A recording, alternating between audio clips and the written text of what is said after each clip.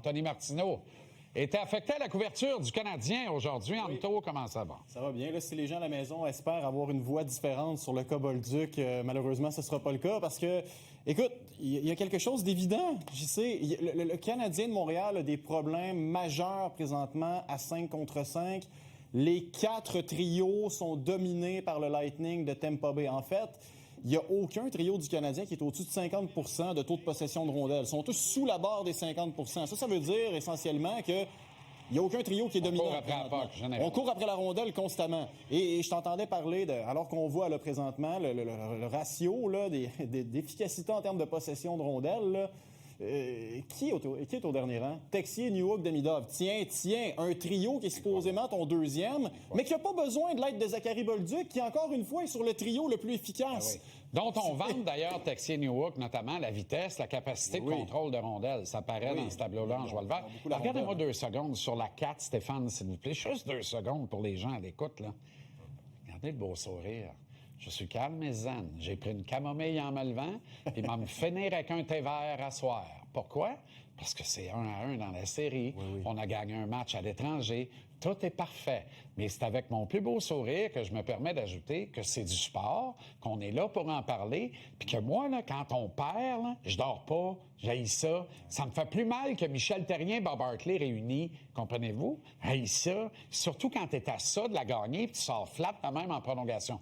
Fait que ça me fait plaisir qu'on en parle et qu'on exagère le propos, à la limite, c'est notre job. On est là pour mettre de la couleur, puis s'assurer qu'on a un bon débat. C'est pas mal plus trippant, ça, que n'importe quel calvasse de débat sur le Grand Orange, l'autre bord de la frontière, ou n'importe quelle autre turpitude de notre société qui nous garde la tête en dessous de l'eau et la chienne au corps. Ouais. Là, on n'a pas raison d'avoir la chaîne au corps. C'est du hockey, à commencer par les joueurs du Canadien. Puis, écoute, ton point est excellent et fascinant. Parce que tu dis c'est 1-1. C'est 1-1 dans la série, ça, ce sont des faits. Mais il y a également d'autres faits. Ben oui, mais tous les clichés sont là. Sauf que tu as gagné le premier match en étant aussi peu efficace à 5 contre 5 que tu l'as été dans ton deuxième. Tu as marqué 3 buts en avantage numérique. Le Canadien, présentement, si vous me dites qu'il n'y a pas de problème sur les trios, qu'on ne doit pas apporter de changement, je vous demande pourquoi, à quoi vous pensez. Est-ce que c'est une bonne idée, Jean-Charles, de peut-être ramener Dak dans la formation... Gallagher dans la formation pour Dak? Oui, j'ai eu peur. Ben, c'est parce que c'est bon pour Yann Gourde, qui a beaucoup ralenti, puis qui est à peine 1 pouce plus grand, même pas, je pense qu'il est 1 pouce plus petit que Gallagher ou la même hauteur. Ouais. Pourquoi ça serait pas bon pour Gallagher? Si c'est bon pour Corey Perry, 38 ans, qui prend un transport adapté pour se rendre à l'aréna, pourquoi c'est pas bon pour Brendan Gallagher? Ne serait-ce que pour calmer les kids, dire « Hey, pourquoi t'as fait un détour, Cole, de même, en poursuite de rondelles, en regardant en arrière comme si t'allais te faire arracher la tête? Si t'as peur de te faire arracher la tête, kid, t'es pas dans le bon business. Ouais. T'es pas le gars que j'ai vu en mettre 51 dedans cette année. Oui, c'est une game d'arracheur de tête, mais il va falloir que tu acceptes la souffrance, parce que c'est avec ça que viennent les victoires en série éliminatoire. Pas de certitude dans ce bas monde, sauf une. Brendan Gallagher aurait accepté de perdre ses 2 jambes pour franchir la ligne rouge en prolongation. Joe Veleno, même chose. Et on a vu un tableau très brièvement, là, mais des gars qui ont des points à 5 contre 5 présentement. Là, quand tu es seul pointeur à 5 contre 5 après 2 matchs, là, c'est Anderson, Evans, Dano, Carrier et Matheson. Exact. C'est que tu es dû pour changer quelque chose. Maintenant, est-ce que le coach pense la même chose? Ouais. Martin Saint-Louis, qu'est-ce qu'il pense du cas Kirby Dak? On l'a su ce qu'il pense en matin de quelque chose ou parce que ça a été expéditif? Il a fallu travailler fort. Okay. Mais on a un extrait quand même sur Kirby Dak. Ah ouais, donc. C'est un jeu. C'est un jeu. Okay, moi, je trouve Dak, il a amené de la physicalité. Puis je vais regarder le match, comme je dis. Mais ses intentions, pour moi, les 2 dernières semaines, il joue avec beaucoup de combativité. En prendre une pour Martin là-dessus. Si c'est moi qui étais à sa place, je suis exactement même. Exact. Je suis en série éliminatoire. Je suis pas là pour tirer personne en dessous des rames de métro de Montréal. Puis je me garde une porte de sortie, probablement la même que Martin. Au cas où. Je vais me permettre de regarder le match encore. Une fois que tu as fait ça, là, tu peux dire, là, à la relecture, après plusieurs discussions, on pense que pour le bien de l'équipe, Kirby Dak, tout le monde le sait au Québec, là. Tu comprends? Tout le monde. Il était à 1,9, 2 millions hier à cette heure-là, qui ont vu Kirby Dak pas faire le 4 pas, des 2 enjambées, peut-être même une à la grosseur qu'il a, pour chipper in la rondelle à la ligne rouge. Tout le monde pense, croit et espère que Kirby Dak ne disputera pas le match de vendredi.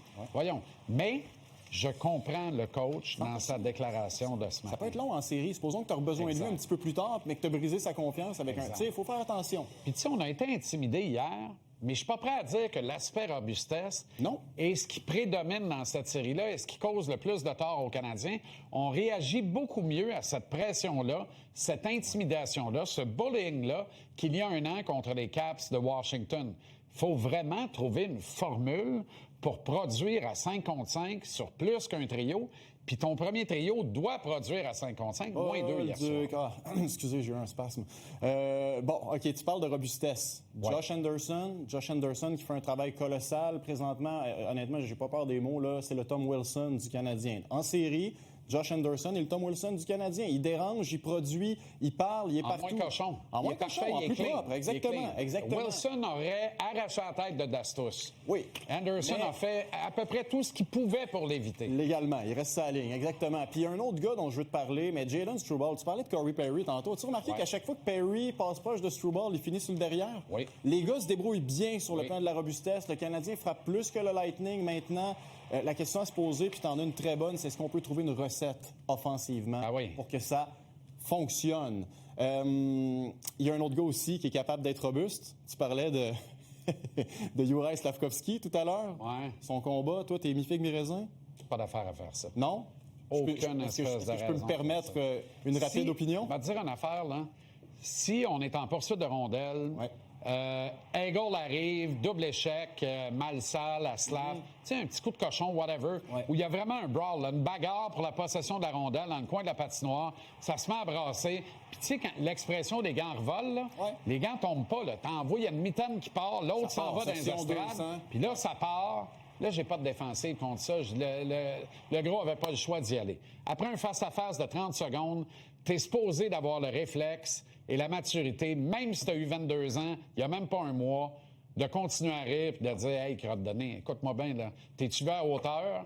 Penses-tu que je vais finir en prison parce que je m'en prends plus faible que moi? Va-t'en ton banc, sac-moi patience, là. » J'achète. J'ai quand même une question pour toi. OK? Supposons que Brendan Eagle était le gars le plus dérangeant sur la glace en excluant Sabourin, qui se faisait aller le manche-patate, qui dérangeait pas mal. Supposons que le Canadien nous vend depuis 6 mois un pack mentality. Aucun doute. Pourrais-tu que Slafkovský se soit dit « Hey, moi aussi, je suis capable d'en prendre une pour l'équipe, je vais y aller, je vais vous le montrer. » Ça s'est retourné contre lui. C'était ça son calcul. C'est pas un mauvais calcul. Exact. Il a juste oublié le facteur risque. Si tu te fais geler, toi, t'es out ce soir, puis on va voir vendredi comment t'as retrouvé tes jambes ou pas, parce qu'il a perdu raide. Il a perdu sa confiance. Raide, là. Il a tout perdu. Il était flat. Instantanément. Tous les gars qui ont mangé un coup de poing sur la gueule dans une game de hockey vont te le dire. Après ça, ce soir-là, essaye pas de rien faire. Tu peux pas rentrer une passe sur le tape qui est à 4 pieds de toi, parce que tu le vois, t'envoies 3. Tu comprends? C'est comme ça que ça se passe. Comment va-t-il être vendredi? Alors, et ce facteur de risque-là, il se mesure clairement. Si tu as vu Brendan Eagle avec le Canada à Montréal, la confrontation des 4 nations, tu l'essayes pas.